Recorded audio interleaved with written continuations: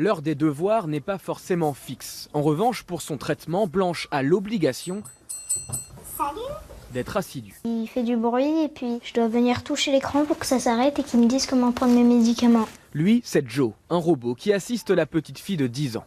Elle souffre d'asthme. Il te faut la boîte de Desloratadine. Donc là, j'appuie sur oui. Donc après, je prends mon comprimé, je le bois.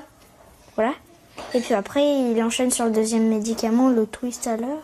Place l'aérosol dans ta bouche. Le traitement permet d'espacer les crises, d'éviter l'hospitalisation, les urgences. Mais il faut le prendre correctement et au bon moment. Pas évident pour un enfant.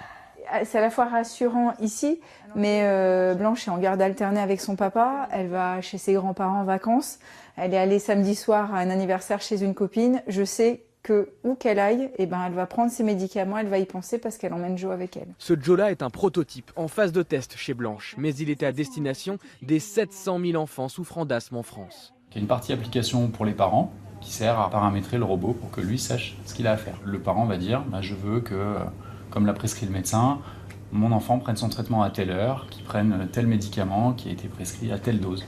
Si le médicament est bien pris, les parents reçoivent une notification sur leur portable. Et les enfants, eux, débloquent une récompense. Joe leur raconte une histoire, une énigme ou une devinette.